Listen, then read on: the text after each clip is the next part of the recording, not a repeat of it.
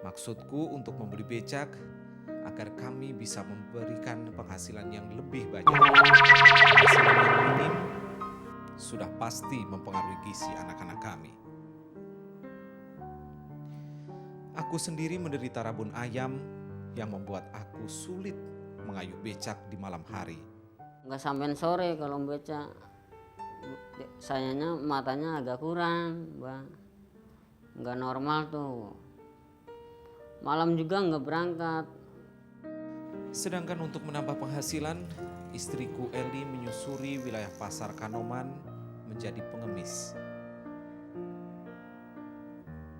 Istriku berharap belas kasihan dari siapa saja yang ditemuinya.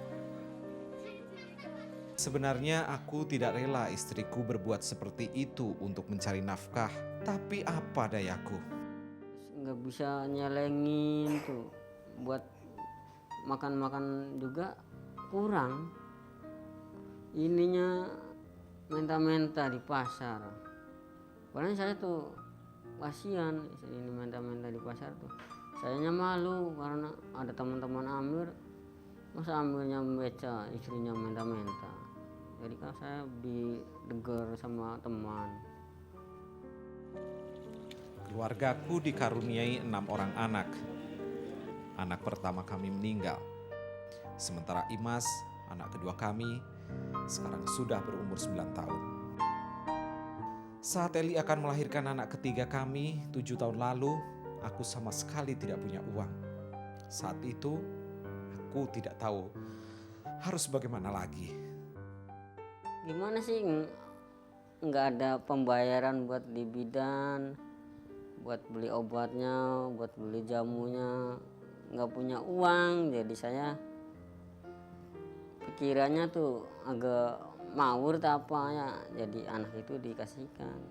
Pas ada orang yang tidak punya anak, dipenta itu kesempatan itu. Jadi anak itu dipenta sama tetangga. Hingga akhirnya datanglah tawaran itu. Tawaran pertama kali datang dari Iin, salah satu saudara Joe Eli. Yang aku tahu Iin memang telah lama merindukan kehadiran anak dalam rumah tangganya. Saya ya nanya sama saudara perempuannya tuh, kan si Eli tuh punya O angkat ya.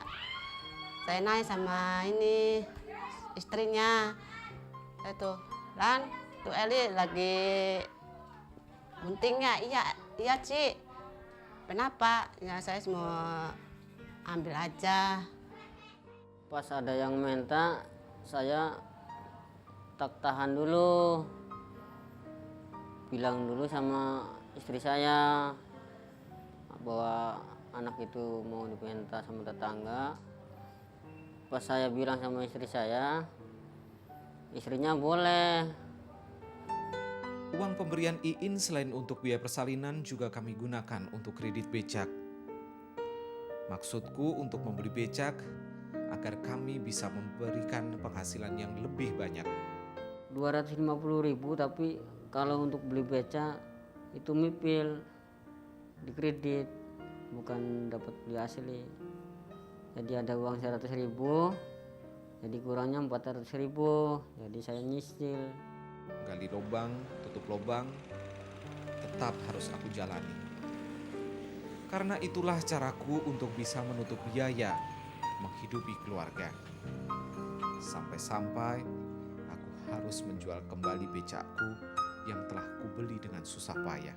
Bukan menjual anak lagi karena hamil lagi, agak kesulitan lagi. Jadi beca itu yang pertama dapat anak dikembalikan. Kesulitan terus mengikutiku.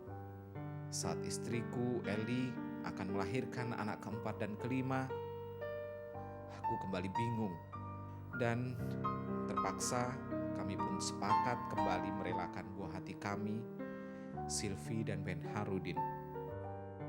Malah berturut-turut sama kedua, ketiga, yaitu juga itu masalah biaya lahiran lagi.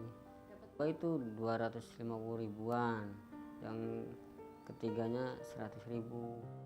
Aku tahu alasanku memberikan anak kepada orang lain memang terdengar klise. Lagi-lagi masalah ekonomi.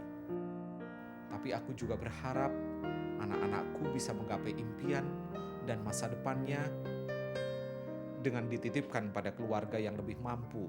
Supaya anak itu tercapai, bisa jadi orang pintar lah, daripada ke Amir nggak mungkin sekolah.